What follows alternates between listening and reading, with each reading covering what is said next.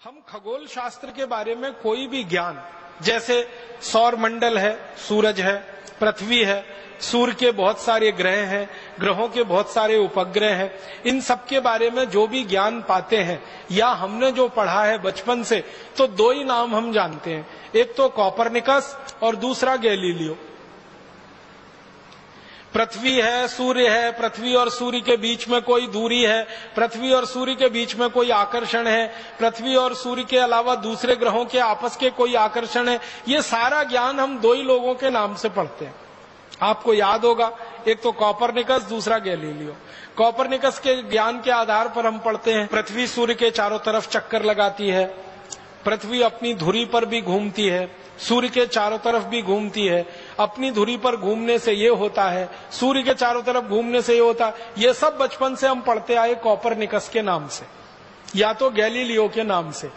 अभी पता चल रहा है वो ये कि कॉपरनिकस और गैलीलियो तो पैदा भी नहीं हुए थे, उसके हजारों साल पहले ये ज्ञान और ये सूत्र और ये सिद्धांत भारत के सामने प्रस्तुत किए थे एक महान व्यक्ति, उनका नाम था महर्षि आर्यभट्ट।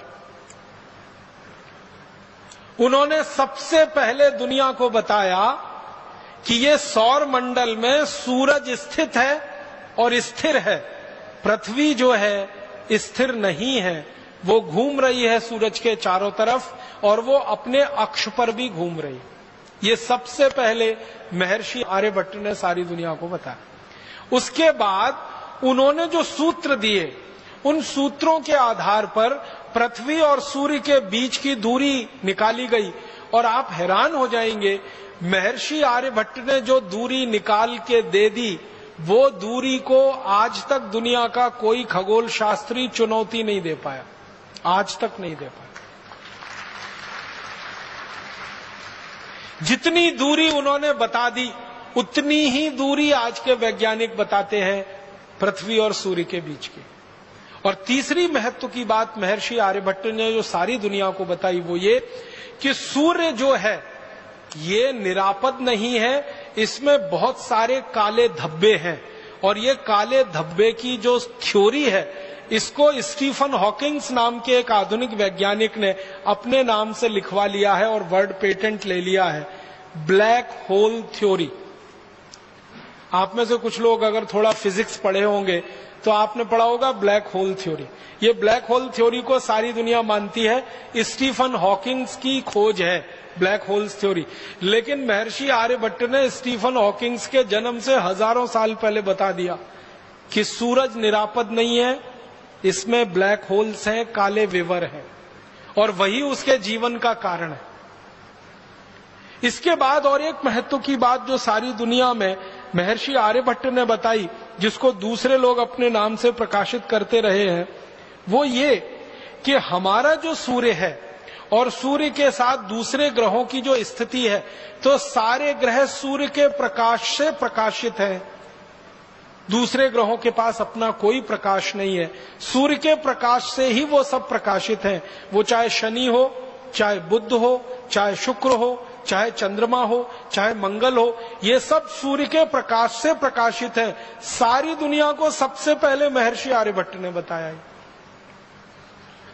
और इससे भी गहरी बात मैं आपसे कहता हूं, महर्षि आर्यभट्ट ने पता नहीं कैसे हजारों साल पहले कोई दूरबीन बनाई होगी, तभी ये बता सकते, नहीं तो सवाल ही नहीं।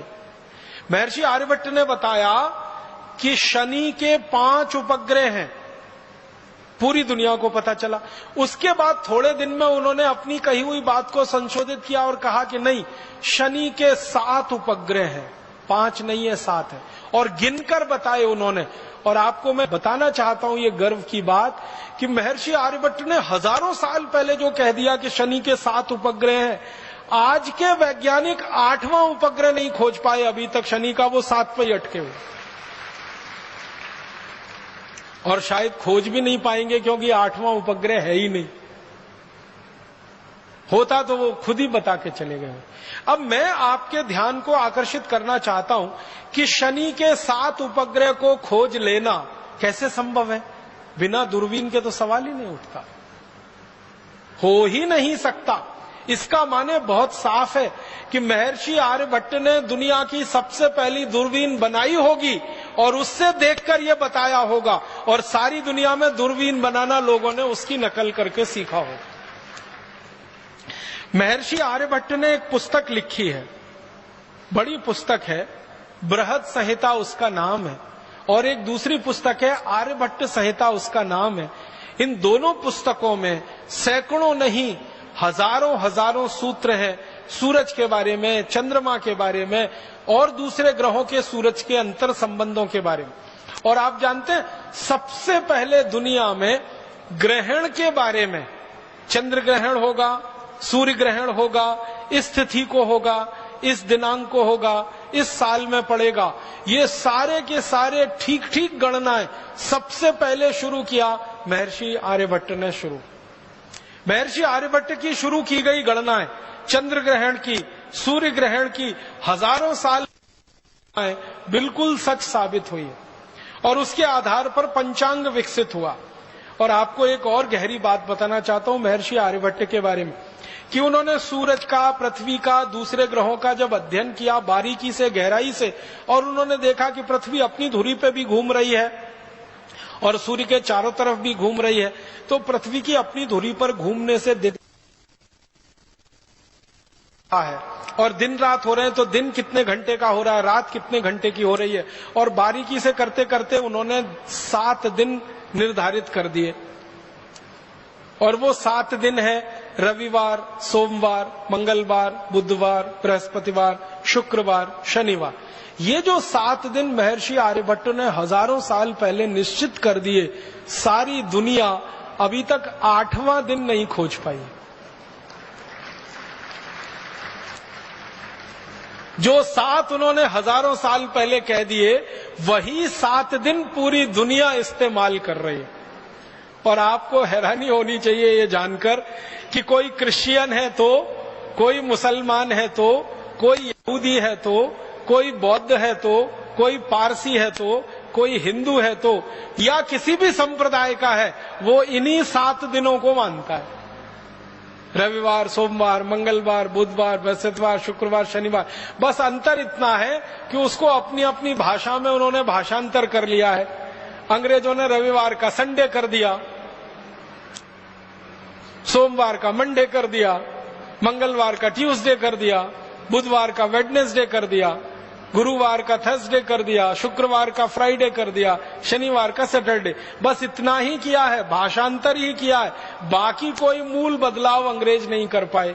और अंग्रेजों के आगे पीछे की सभ्यताओं ने भी उसको वैसे का वैसा ही स्वीकार किया। यूनान की पूरी सभ्यता ने यही स्वीकार किया, रवि, सोम, मंगल, बुध। मेसोपोटामिया की सभ्यता ने यही स्वीकार किया, बेबीलोनियन की सभ्यता ने यही स्वीकार किया। दुनिया में जो बड़ी बड़ी सभ्यताएं मानी जाती हैं, सब में ये रवि, सोम, मंगल, बुध, बृहस्पति, शुक्र, शनि ही है। और ये भारत की देन है सारी दुनिया की सभ्यताओं को, जिसमें वो एक कदम भी आगे हमसे बढ़ नहीं पाए हैं। जितना हमने खोज के बता दिया, वहीं पर पूरी दुनिया रुकी हुई है अभी तक। बहुत बड़ा योगदान है महर्षि आर्यभट्ट का इस खगोल शास्त्र की दुनिया। और एक दो छोटी बातें बताता हूं कि महर्षि आर्यभट्ट का एक और बहुत बड़ा योगदान है सारी दुनिया के लिए, गणित का। गणित के बारे में 2-3 रोचक तथ्य मैं आपको कहना चाहता हूं। गणित में जो त्रिकोणमिति होती है ना, आपने तो पढ़ा होगा बचपन में, हम लोग अंग्रेजी में उसको ट्रिग्नोमेट्री कहते हैं। ये जो त्रिकोणमिति है, ये जो ट्रिग्नोमेट्री है, ये महर्षि आर्यभट्ट की खोज है। उन्होंने सबसे पहले त्रिकोणमिति दिया है पूरी दुनिया को जानने, समझने और सीखने के लिए। और आप जानते हैं, इसी त्रिकोणमिति को आधार बनाकर दुनिया में सारा निर्माण कार्य चलता है। त्रिकोणमिति अगर आप जानते नहीं हैं तो आप किसी भी निर्माण कार्य में लग नहीं सकते। तो सारी दुनिया के निर्माण कार्य का आधार और पृष्ठभूमि महर्षि आर्यभट्ट की देन है। त्रिकोणमिति जो उन्होंने समझाई सारी दुनिया। गणित में त्रिकोणमिति का आविष्कार भारत में हुआ है। फिर